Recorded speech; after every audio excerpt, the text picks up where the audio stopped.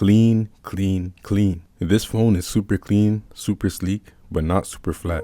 Let me explain. The S24 Ultra's build quality is probably my favorite of any Samsung phone that has been made so far. Clean design with a sturdy and durable frame. I personally love the all matte design choice because it limits fingerprints to a minimum and it just feels nice in the hand. The extra durability of the display is also welcomed, and for the first time, I feel like I don't need a screen protector for a phone. Usually by now, my phone develops a bunch of micro scratches, but with this phone, I don't see any micro scratches at all after weeks and months of using it. The titanium stuff is mostly marketing material, as neither the phone nor its frame are completely made of titanium. They actually use a titanium alloy that's not a higher grade of titanium like the iPhones. And on both of these phones, the titanium is only part of the frame. So to call it a titanium phone is kind of just marketing. But alright, now let's address this flat display that everyone has been talking about. You got people on both sides. Some people love it, some people hate it. I lean more towards loving it. However, it's not as flat as you think. Yes, the area of where the screen actually resides is completely flat, but part of the bezel is actually round. For me, this is almost like having a curved display, especially when using the S Pen. I still end up sliding the S Pen off the screen because of the curved bezels. Personally, I think it would have been better if the flatness extended all the way to the edge of the bezel, kind of like the iPhone 15 Pro Max or the Nothing Phone 2, and then curved over on the frame and not on the bezel. Overall, I like the flat display.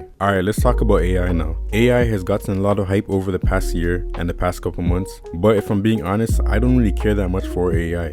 In my daily life, there's not much use for AI, and I don't do too many things that would benefit from AI, especially the current AI features that are most common on these phones. I love photography, yet I'll probably never use Samsung's AI photo editing features outside of B-roll for videos or just messing around to show people something. The one feature that I've been using on my Z Fold 5 before AI was hyped, and even on iPhones that I've had, was the feature where you can tap and hold a picture to cut out something from an image real quick. This is not technically advertised as AI, but it low-key is AI, the way that it recognizes what's in the image and cuts out stuff. That's really the only feature that I'll use that is probably close to AI. The circle to Google feature is actually pretty cool and it might be useful at some point in time, but at this moment, I only use it when I accidentally activate it. I'm not going to call the AI stuff gimmicks, but they're definitely not for me. And the different kinds of AI features and what they can do seem very limited to the point where like it wouldn't be useful in my life. Like for example, using the AI to rewrite things that you've written, it can only cover a certain amount of text that is honestly insignificant to me. So yeah, that's enough about AI.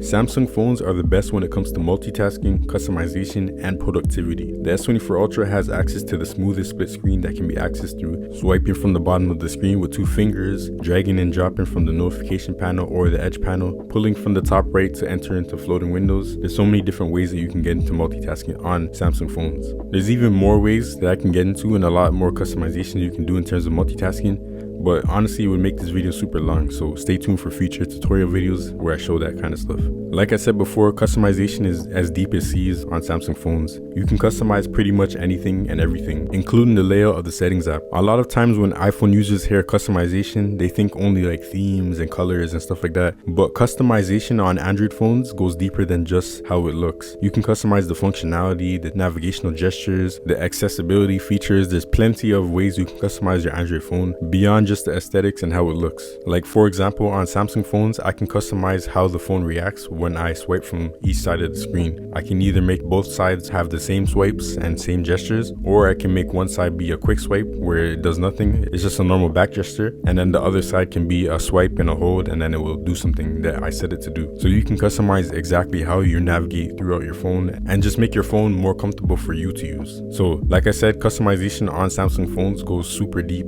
beyond just how it looks, but like how the phone functions, literally functions. And then you have modes and routines where you can create specific automations that happen when certain criteria are met. Like for example, when I place my phone specifically on a wireless charger past 8 p.m, I can make the phone go into do not disturb mode and limit the charging to 85% until 8 a.m. That's just one example of the complex automations that you can do and create with the S24 Ultra and other Samsung phones. You can even go deeper if you really wanted to. I don't think people really understand how crazy this stuff is. Like for example, right here, I can choose to make the phone go to a specific website depending on what finger I use to unlock the phone. So if I unlock the phone with my right thumb, then it will go to google.com.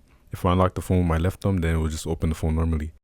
But alright, let's talk about something that Samsung has been criticized for so many years: bloatware.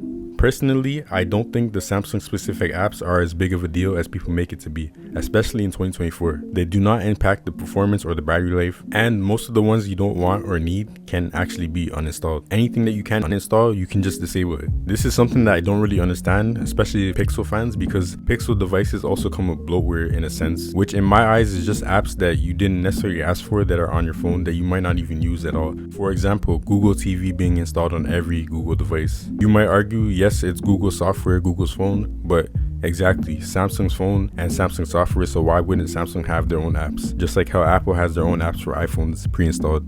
Doesn't that make sense? Either way, on Samsung devices, you can easily delete multiple apps way faster than you can on a Pixel device. Unironically, you can set up a Samsung device to how you want it to be way faster than a Pixel device, being able to select multiple things and delete them at once. But going into Samsung's apps a little bit more, out of all the phone makers, I think Samsung has some of the best and most intuitive proprietary apps. One thing that I really love about Samsung apps is that all their widgets can be transparent on your home screen. So you can customize the opacity to your liking, and it just looks cool with different themes and setups that you might have.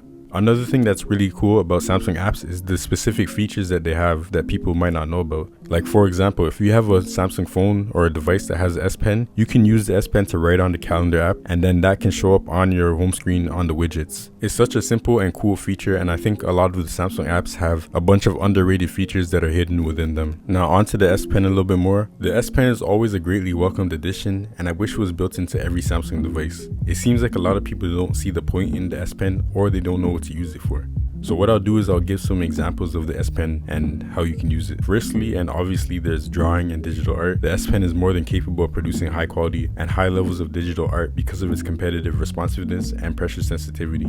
The next is using it as a controller for your camera, allowing you to take pictures and videos at a distance away from your phone. This is perfect for setting up a landscape shot where you need a long exposure, or a nighttime shot, or just taking a picture of you and your friends or your colleagues, multiple people. And then you have signing documents. You never know when you're going to need to sign a document, and of course you don't need the S Pen for this, but the S Pen allows you to sign a document with your natural handwriting, and more than just signing it, you can actually fill out a whole form on your phone without having to print. The S Pen is also great for general navigation. If you have chubby fingers or you struggle with mistaps on your phones, the S Pen can help you use your phone with more precision by tapping, swiping, all the normal stuff that you might do on your phone with little to no issue. Another area where precision actually helps is photo editing. Sometimes you might need to tweak certain settings and you might need to adjust it by little increments. The S Pen will allow you to do that more easily than using your fingers. And then the last use case I'll give for the S Pen is using it as a media controller device. Basically, you can raise and lower your phone's volume, play and pause, or skip whatever media is playing. So let's say you're wirelessly casting Samsung decks to your TV, you can casually skip videos on YouTube with your S Pen without even touching your phone. And if you're playing music from your phone and you walk away from it, you can use the S Pen to skip a song, raise the volume, or go back. But above all these features and things you can use the S Pen for, the absolute best thing about it is that it's there when you need it or want it. You don't have to use it, and you'll still have an amazing experience with this phone. But if you do use it, it only adds to the overall experience and value of this package. Let's talk about performance now. In terms of general performance, this phone performs well like every other phone. I don't experience any lagging or stuttering. The animations in One UI continue to improve with every update, and they're very smooth and fluid. The thermal performance and using the phone in extreme cases like video editing, for example, was something that I was really interested in when this phone was announced. But to be honest, the top end experience is not that much better than last year's flagship Samsung phone. The problem with Samsung phones is they always have the best specs on paper, and they have these overclocked CPUs and GPUs for Galaxy or whatever, but really that's just a marketing term. Raw performance, you can definitely find better devices outside of Samsung, like the Red Magic devices, honestly the iPhones from like the past 3 years, and even OnePlus phones. Snapdragon for Galaxy doesn't really live up to the hype when you're playing high performance games like Genshin Impact, or you're video editing for more than like 10 to 20 minutes in LumaFusion. It definitely performs better in these areas than previous Samsung phones for sure, but if we're actually being real about it, the actual gains are about 5 to 10 minutes more of stable performance before the phone starts to throttle and slow down like previous Galaxy devices. But then again, a lot of my experience comes from using the video editing app LumaFusion, so maybe it's optimization with that app and not necessarily the phone itself and the performance that it can give. But either way, I'm disappointed that the performance is not substantially better than last year's model. Speaking of optimizations, the cameras are definitely in need of that. They are among the best, and in my opinion, better than the iPhone's cameras overall for grading them based on overall capabilities and options. I just hope that Samsung continues to tune the software and make the phone less reliant on post-processing and more on the actual camera hardware. I think the hardware is good enough, and we see this when you shoot in RAW formats. But even the RAW formats is something that Samsung needs to fix. The RAW files can definitely be bugged, especially when you use them in Photoshop. But honestly, the everyday camera experience is not too different from my 15 Pro Max or the Pixel 8. I feel like I can take photos of my daughter and my rabbit just as good and just as well as the other phones. I don't really have too much issue when it comes to everyday photography and quick point and shoot stuff. There definitely are some times where the phone can miss the focus, or the shutter speed can be too slow, but honestly it's like that for all the flagships that I've tested so far. I would be lying if I said that the Galaxy S24 Ultra was more consistent than the rest, but really it's like, let's say the Galaxy gets 8 out of 10 photos, whereas the iPhone gets 9 out of 10 photos, and the Pixel gets like 9.5 out of 10 photos, right? So it's really close in terms of like actually pointing and shooting. It's not as bad as people online make it seem, at least in my experience. The zoom camera is definitely a controversial thing. A lot of people are annoyed that Samsung reduced the zoom to 5x versus the optical 10x that it had on last year's model. But to be honest, I value a 5x with 50 megapixels more than a 10x with 10 megapixels. A high quality 5x zoom is more versatile and useful for me. And even if I want to go to 10x, I think the 50 megapixels still produces a decent 10x photo. So in my opinion, I think you're getting a more versatile camera system overall. But that's just me though. Some people value being able to shoot long distances, and these phones are marketed as super zoom phones. So I can understand why people would be annoyed about, a less optical zoom range. The video quality is really good, and I'm actually impressed with it. I think the S24 Ultra now rivals the iPhone 15 Pro Max. To start the camera comparison off, I am recording some video from the front facing camera at 4K 24 FPS per second. Let me know what you think about the quality and also the sound of each mic. Alright, so now I'm using the main cameras, same 4K 24 FPS. Let me know what you think about it. I can't see it for myself because these phones don't have a display in the back. But yeah, this is what it looks like moving it around. Just in the car with some, not the best lighting, but it's kind of, light from outside coming in. But yeah, let me know the difference in my face, the textures, softness of my skin, the details, the colors, all that stuff. I'm sure they look very different. And on top of just keeping up, I think Samsung offers way more features when it comes to their cameras. Like for example, you can have a manual video mode where you can adjust the shutter speed, the ISO, all that stuff. You can adjust the focus manually. And then you have more creative camera modes like director's view, where you can record video from 2 cameras at the same time, and you can instantly swap between all the cameras. It's pretty sick. So where the S24 Ultra lacks in camera quality and post-production, it makes up for it in features and capabilities.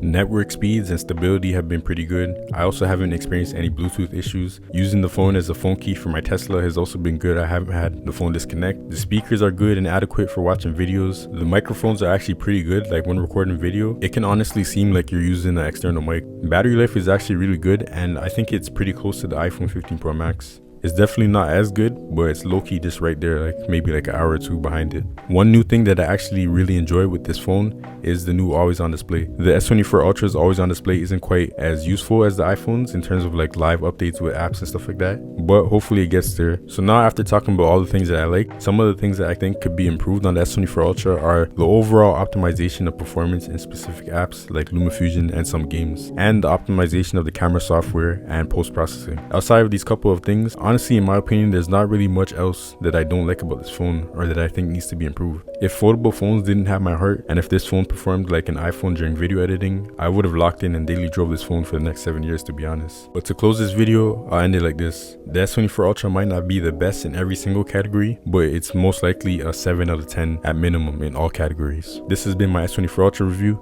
Let me know your thoughts in the comments below, and if you watched the whole video, we out. Peace.